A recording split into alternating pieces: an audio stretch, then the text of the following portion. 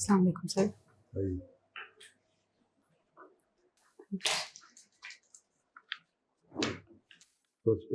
First introduce yourself to us. Sir, I am Uswa Mukhtar. I have done Bachelor's in Electrical Engineering from NUST Islamabad.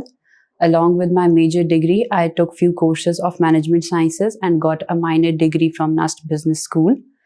My father is a retired army officer. Currently, he is doing his own small business of laying optical fiber, and my mother is a homemaker. I belong to Bahawalnagar, but due to my father's posting, I never had the chance to live there. Early few years of my childhood were spent in Quetta, and then we shifted to Rawalpindi, and all my schooling and college is from Rawalpindi.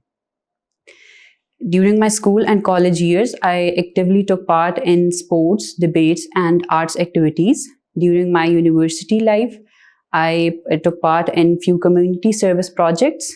Along with that, I also participated in entrepreneurship projects that were conducted by multinational companies in the university. I did a business of printing along with my class fellow, and Alhamdulillah, we were able to gain a good profit within a short period of time. All these phases of my life have made my personality to be an obedient, responsible, and passionate individual. My father motivated me to join civil services, and I found this job suitable fit according to my interests. So soon after my graduation, I appeared in the exam, and today I'm sitting here. Currently, I'm doing a job in a private solar installation company where I manage a team, the day-to-day activities of a team of 30 people. Thank you, sir. That is your first choice. Yes, sir. So, as a PAS officer, what challenges do you foresee yourself when you are in the job? Sir, as a PAS officer in Pakistan, I believe the issues that I'll be facing immediately will be of the shortage of resources that will be needed to deliver to the public, lack of trust of people on the administration of the country. Along with that, the issues of accountability that the people believe that the ones who are appointed for them are not made accountable for their acts, and the issues of transparency, the issue of accessibility to the people, and to address their issues on a priority basis. How will you counter this thing? It is said that bureaucrats, they are very status conscious. They are They are very conscious of their status. How does that reflect on their working? So, being status conscious, I believe that won't affect the working, because when you are given a job, that is your duty to achieve your goal. You cannot compromise on the rules and principles that have been defined by the higher authorities. I believe that this gap of mistrust between the people and the bureaucrats can be overcome when the services are timely provided to the people and their issues are addressed. For that, a separate time slot can be specifically made for this issue to address the concerns of people and to give them a feedback so that they feel that they are heard and their issues are not ignored by the administration. So Winston Churchill said that bureaucrats are slaves of the lampposts. What does that mean? Sir, slaves of the lamppost, I assume that means to be that they have to follow what the states ask them to do? No, I mean they have limited vision. Lamppost has limited visibility. You see, street light. It has a limited visibility, this much. And he says that bureaucrats can't think beyond the rules and regulations. Yes, You're talking of the rules, observance of rules and regulations. Yes, sir. Over-reliance, over-emphasis on rules and regulations. You see, you suffer public interest that hinders you to do your job in the best possible manner. Yes, so you have to use the rules pragmatically, not in formally, just in the formal sense. Oh, this is the rule, and I cannot jump. You should be thinking beyond that, because you are serving interests of the people. So for Yes. that, you have to be pragmatic. Yes, The sir. application of rules, Yes, sir. right? Yes, sir. What reforms have recently been introduced in the civil services? So the reforms that have been recently introduced, if I'm not wrong, in January 2020, they were regarding the hirings, the promotions of the civil service servants. One of the major point in them was that the rotation of civil servants, that when they are serving in a particular province, so they cannot stick to that position more than 10 years. That will hinder the process of their promotion. Other than that, their trainings were also included in it. The promotion also, one change brought was that their annual evaluation will be done and an interview will be conducted before the promotion. And for the efficiency of their working, they will be evaluated, and no individual will be given the relaxation that if they are not serving according to their role, so they won't be allowed to stick to that role for What a are longer those period of rules? time.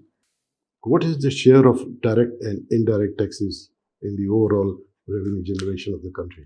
So the indirect taxes, as I can recall, were around 60% of the total share. The direct taxes include the sales tax, the GSTs, and the indirect taxes were the Sales tax is direct tax. The sales tax are not the direct taxes. The direct taxes are the one that are imposed on the incomes. Sales tax is an indirect tax, and indirect taxes, the GST that the federal government imposes 17% of the tax. How many non-proliferation treaties have been so far are there? Nuclear non. Yes, sir. The non-proliferation treaty, exact number I cannot recall, but the current issue of Iran, I have read about that. There are three treaties. Yes, sir. And finally, perfectionist. You say you are a perfectionist. Yes, sir. So what's so bad about it? You have written as your weakness. So I have mentioned it in my weakness because in some tasks during my whole life, as a child, even as a as an employee of a company right now, I feel that sometimes I focus very much on the minute details, and that might affect the overall performance. And that is a thing that continuously pinches in my head. So that is why. Asma, your favorite personality is your mother. Yes, ma'am. Who's a housewife. Yes, ma'am. And your father has recommended you the civil service exam. Is there a conflict within you? No, ma'am. Because if your mother is your role model, yes, ma'am, who's a housewife, that means that is the role model in your mind. Yes, ma'am. And yet you're coming for the civil service, which is not your role model. So I want you to clarify, although you have stated it in your interview, but I want to know better that you're doing this on your father's recommendation, not your mother's recommendation. Ma'am, my father motivated me for this. He didn't pressurized or anything. I believe that my mother is my favorite personality.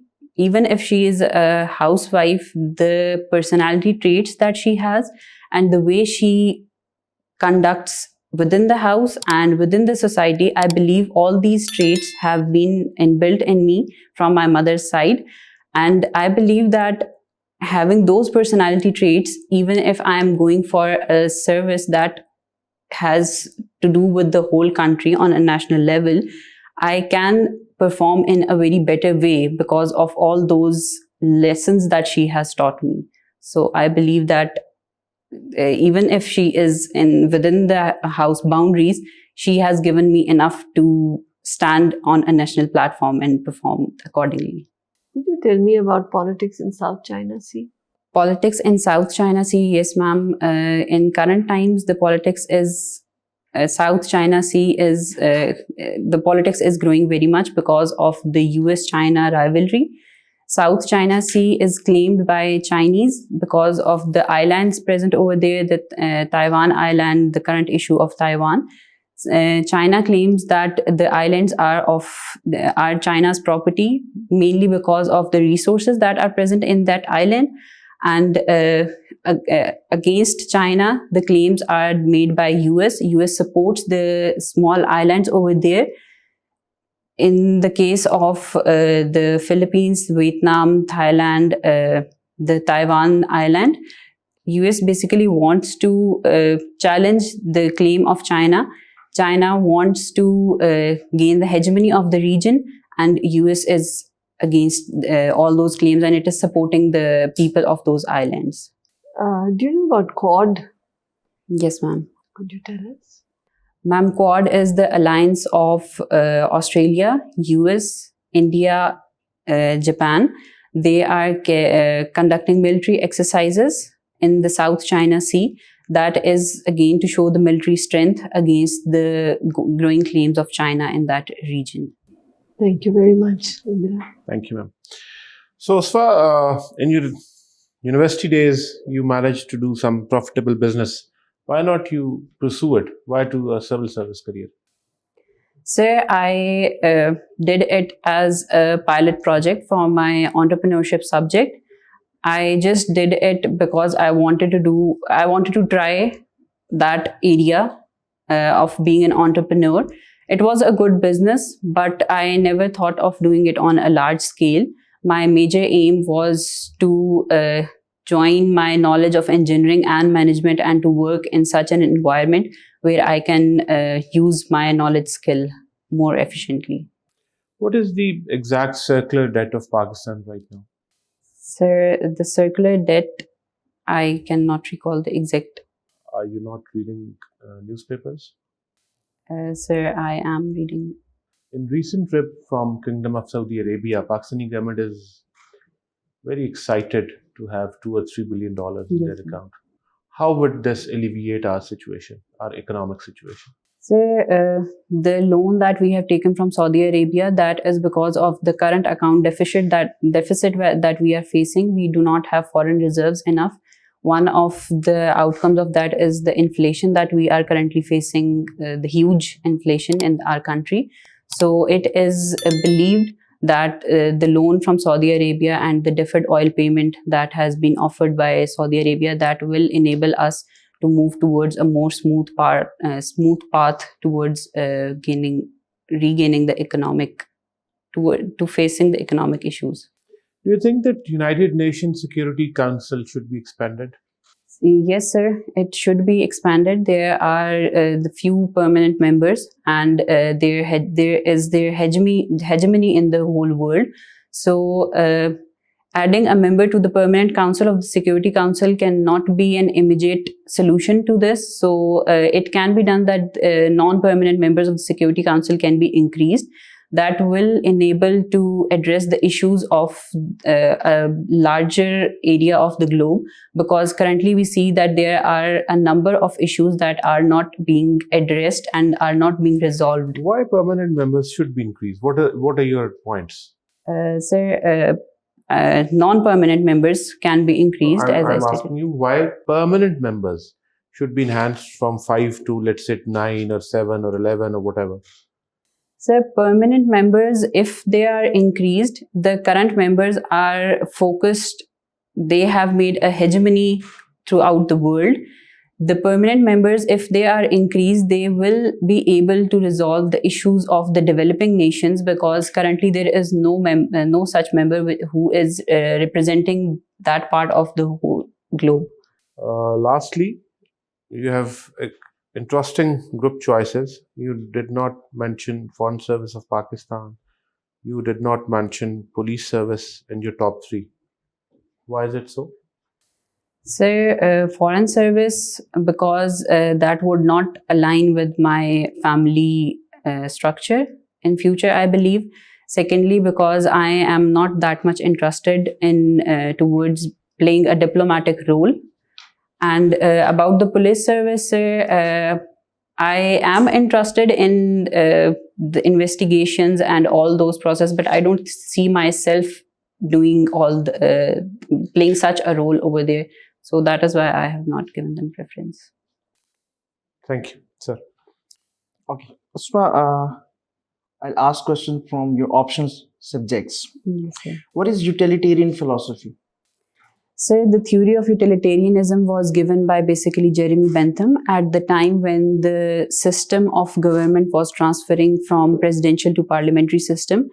Before that system, there were monarchs who were ruling the people, and it was widely believed that the rules that they implement, the laws that they make are divine rights which are given to them. They are from God. So when the system was shifting towards the parliamentary government, the people were thinking that what will be the laws that will be implemented in that time. So the theory of utilitarianism was given mainly because for making the laws of the area, and they had the concept that every law will be made based on its utility. If it's for the whether it's for the pleasure of the people or for the pains, accordingly the laws will be made. What is difference between Marxism and communism? So the difference between Marxism and communism is that Marxism is basically, it targeted the poor working class of the society, and communism was basically the national ownership of all the economic activities. So if we compare the two, in Marxism, the people of the society which were being exploited by the rich bourgeoisies, they were given enlightenment, and they were given the right that they have to protest against the exploitations of the rich people. Marxism somehow led to the rise of communism, but it is not exactly what Marxism is. Communism is. What is political philosophy of Aristotle?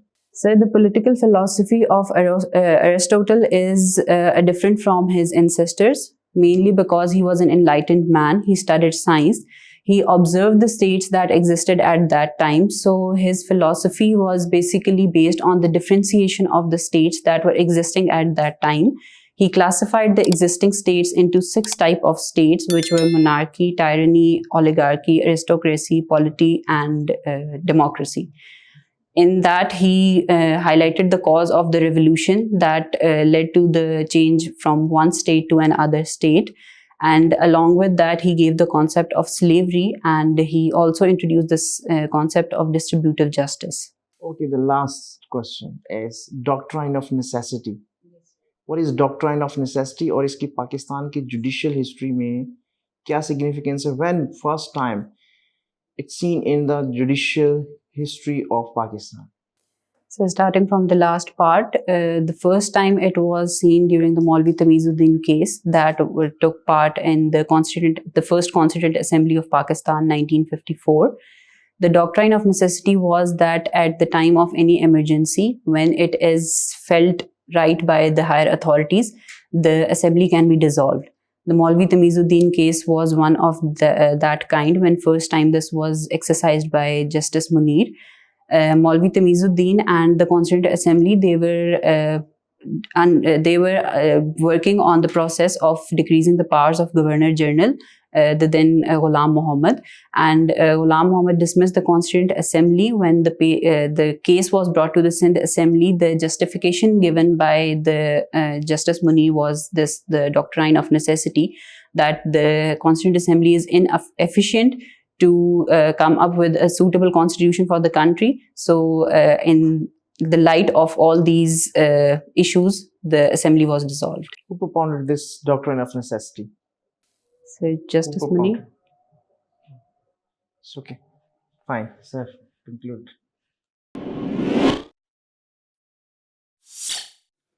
Kaisa, how do you think you have performed?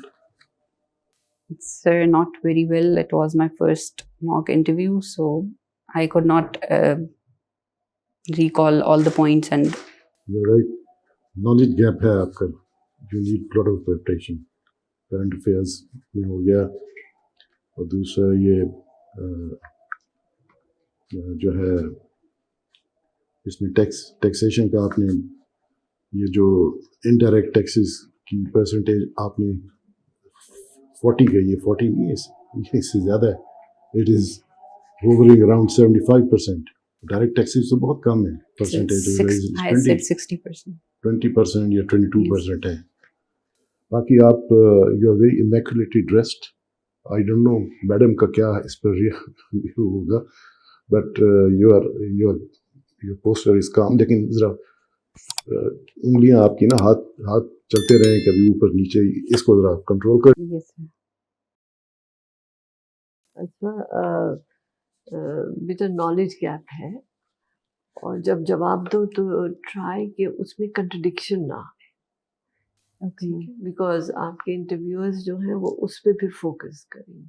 Okay. So, जो आप इसमें लिखते हैं अपने form में, that gives guidelines to the interviewers. Yes, ma'am. So please, when you fill it up, be very careful कि जो उसमें आप भर रही हैं, those are your strengths. Yes, ma'am. और फेवरेट पर्सनालिटीज में मैंने हमेशा जो भी कैंडिडेट्स आते हैं उनको यही कहती हूँ कि please choose personalities which everyone knows. Okay, ma'am. We don't know your mother, so we don't know what are her positives and negatives. So इसमें फेवरेट पर्सनालिटी लिखने का मकसद होता है कि the interviewer assesses you through your choice of favorite person. So if you're choosing a favorite person that we don't know, then it becomes highly subjective. ठीक है. So उसमें जो पर्सनैलिटीज भरे वो भरे. आपने मोहम्मद सल्लल्लाहु अलैहि वसल्लम को लिखा, फेयर इनफ, लेकिन उससे ये पता चलना चाहिए कि you are open minded thinking personality. Okay, ma'am. ठीक है. Yes, ma'am. और जहाँ तक नॉलेज गैप है वो है, you know it, you have to work on it. आपका इंटरव्यू कब है? Ma'am, it will be most probably in the third phase of Rawalpindi, January.